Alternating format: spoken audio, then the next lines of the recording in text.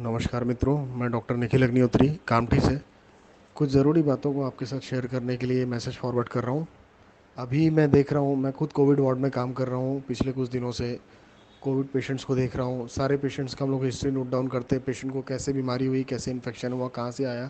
Community spread में तो बताना बहुत मुश्किल होता है इन्फेक्शन कहाँ से आ रहा है, लेकिन एक कॉमन ट्रेंड जो मैं देख रहा हूँ कि लोग जब अभी लोगों को अगर फीवर आता है, बुखार आता है, लोग अभी भी सुधरे नहीं हैं, अभी भी पुराने ढर्रे पे चल रहे हैं। बुखार आने के बाद सबसे पहले 2-3 दिन आप घरेलू नुस्खा आजमाते हैं। घरेलू नुस्खे से काम नहीं हुआ, आप पैरासीटामॉल ये वो टैबलेट लेके अपने मन से खा रहे हैं। फिर उसके बाद आप नज़दीक के डॉक्टर को दिखा रहे हैं। नज़दीक के डॉक्टर कोई दवाई देता है बुखार की, सादा सर्दी बुखार समझ के।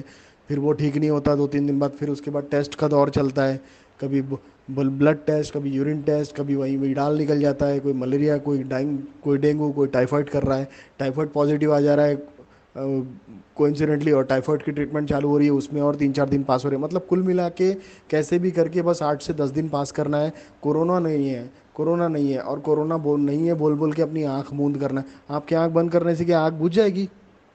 ये इतने लोग क्या बेकार में मर रहे हैं? ये आपको अभी भी आप जागे नहीं हो? ये 8 से 10 दिन आप ऐसे घरेलू नुस्खे लगा के जीपीस के पास ट्रीटमेंट लेके, या मैं ये नहीं बोलता जनरल प्रैक्टिशनर दिखाओ मत, दिखाओ, लेकिन वहाँ पर ये मलेरिया, टाइफाइड, ये डेंगू, ये विडाल टेस्ट, ये क्या मतलब है? एपिडेमिक का टाइम है भाई, एपिडेमिक के टाइम दूसरा कोई इन्फेक्शन होता ही नहीं है। सिर्फ कोविड ही एग्जिस्टेंस में है अभी। बुखार आया, सीधा जाके पहले टेस्ट कराओ कोविड का और तुरंत ट्रीटमेंट चालू करो। क्या टाइम पास करते हो? 8वें 10वें दिन के बाद आपको ब्रीथलेसनेस होने लगता है, सांस रुकने लगती है, अस्थमा जैसा फील करते हो। फिर आप भागते हो कोविड टेस्ट कराने, covid test negative. Covid test अभी पॉजिटिव आ नहीं रही, बहुत से पेशेंट में देखने में आ रहा। आरटीपीसीआर निगेटिव आ रहा है। आरटीपीसीआर निगेटिव है, आप बोलते हो मेरे को कोरोना नहीं है। बाकी कुछ भी हो लेकिन कोरोना नहीं है। अरे भाई, सांस फूल रही, दम फूल रही है, निमोनिया डेवलप हो रहा है, लंग्स डैमेज हो रहे हैं अंदर से, कोविड नहीं है। आरटीपीसीआर क्या कोई ब्रह्मा की लकीर है जो बता देगा कि कोविड है नहीं है? जो लंग पैथोलॉजी हो रही है अंदर में, एचआरसीटी जो चेस्ट बता रहा है कि 7%, 10%, 12%, 15%, 18-20% का स्कोर जो जा रहा है, वो ऐसे ही जा रहा है। लोगों की डेथ हो रही है। और उस समय आप जब भागते हो ना इमरजेंसी में, उस समय आपको ना तो बेड मिलता है, ना ऑक्सीजन मिलता है, ना ट्रीटमेंट मिलता है, ना डॉक्टर मिलता है। कहाँ से होगा इतने पैनिक सिचुएशन में? पहले ऑलरेडी पैनिक मचाओ आप, और पैनिक में और खुद को और परेशान कर रहे हो। इस तरह से काम नहीं होता है, लापरवाही से काम नहीं होता है। आपको बुखार आया, आपको पहले ही दिन टेस्ट करना चाहिए, आपको पहले ही दिन जाना चाहिए। और नहीं तो फिर कोविड का ट्रीटमेंट शुरू कर ही दो एटलीस्ट। अगर नहीं कुछ कर रहे हो तो घर से आइसोलेट हो जाओ, बाकी लोगों से दूर रहो, बाकी लोगों को इन्फेक्टेड मत करो। कि नहीं बस कोइंसिडेंटली अगर किसी को पता चल भी जाता है, वो ट्रीटमेंट ले भी लेता है, तो 15 दिन क्वारंटाइन रह गया। 15 दिन के बाद वो समझता है मैं तो सुपरमैन बन गया, मेरा कोरोना ठीक हो गया, मेरी रिपोर्ट नेगेटिव आ गई। वो चल के इधर उधर गाँव में मस्त घूमता है। अरे भाई, जब तुम निगेटिव स्टेट में आते हो, वही स्टेट सबसे ज़्यादा इन्फेक्टिव स्टेट होती है। उसी समय सबसे ज़्यादा वायरसेस हमारी बॉडी से शेड ऑफ होते हैं, और वो वायरस हमारे आसपास के लोगों को जम के इन्फेक्ट करते हैं, क्योंकि उनने अपना कोर्स हमारी बॉडी पे पूरा कर लिया। 15 दिन का उनका खेल हो गया। अब हमारे को टाटा बाय बाय करके वो हमारे आसपास दूसरा होस्ट, कोई दूसरा शिकार ढूंढते हैं। और वो हमारे नज़दीक का ही कोई होता है, या तो हमारे घर का, या अपना दोस्त, या अपना रिश्तेदार, जिसको हम फ्री में इन्फेक्शन बांटते रहते हैं और बड़ी खुशी से बताते हैं कि मेरा तो निगेटिव आ गया हूँ, मैं निगेटिव हूँ। अरे भाई, तू निगेटिव, बाकी लोगों को पॉजिटिव कर रहा है। 20 दिन चैन से बैठ के टिका नहीं सकते एक जगह अपनी। ठेका लेके रखा सारे मार्केट में घूमने का। लोग खुद गलतियां कर रहे हैं और लोग खुद भुगत रहे हैं। सड़कों पे लाशें दिखेंगी, देखना।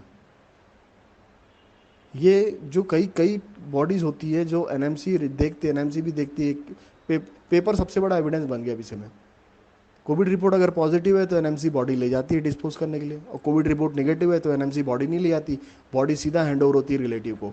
पेशेंट मरा तो वायरल निमोनिया से ही है ना। अब वो वायरस कौन सा था, ये किसने डिटेक्ट किया? मैं बोल रहा हूँ वो कोविड ही है।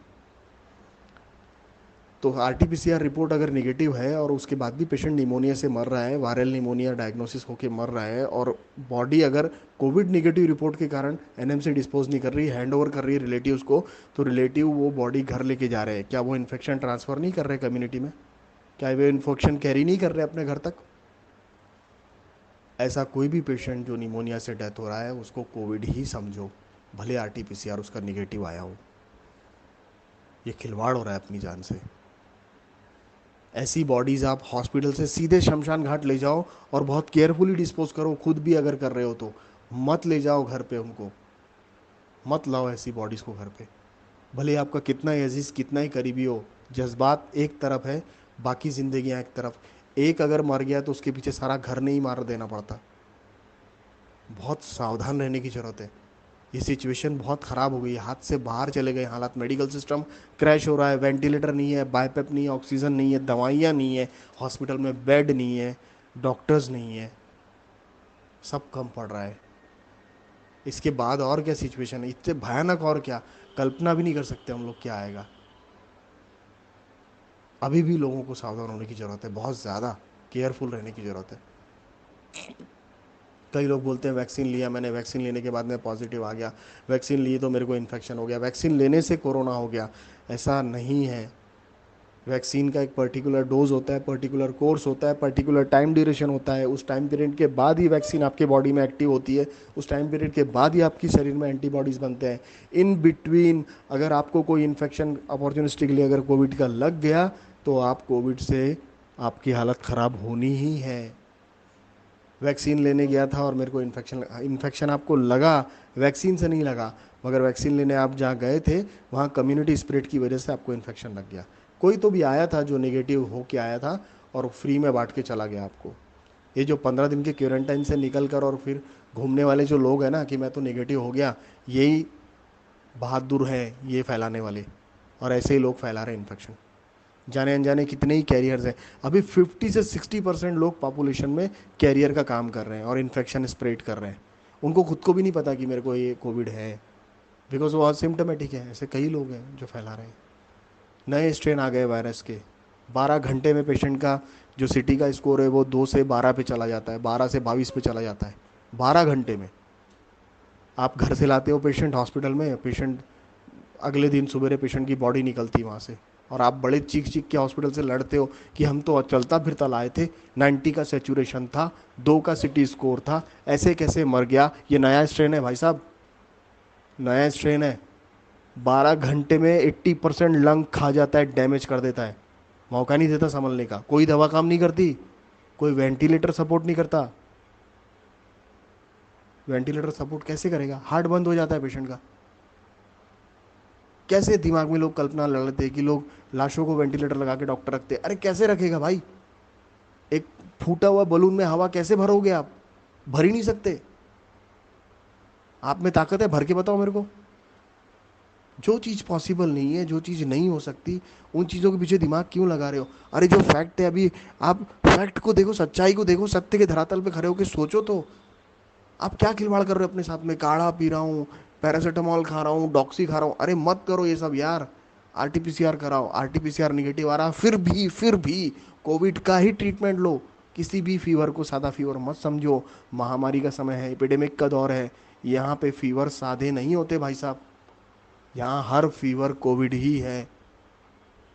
आप यकीन मानो चाहे नहीं मानो, बाकी अपनी जान की सलामती के लिए आप लोग सब जिम्मेदार हो। मेरा जो अनुभव था मैंने आपके साथ शेयर किया। अगर इसके कारण किसी की जान बचती है तो मैं अपने आप को बहुत धन्य समझूंगा। Thank you very much. एक ड्यूटी समझ के आप लोगों के साथ शेयर कर रहा हूँ। प्लीज़ आगे फॉरवर्ड करिए, सुनिए, कुछ सीखिए, समझिए इस मैसेज से। मेरे अगर मैं आपको सिखाने में सक्षम हुआ तो मैं बहुत खुद को धन्य समझूंगा। Thank you.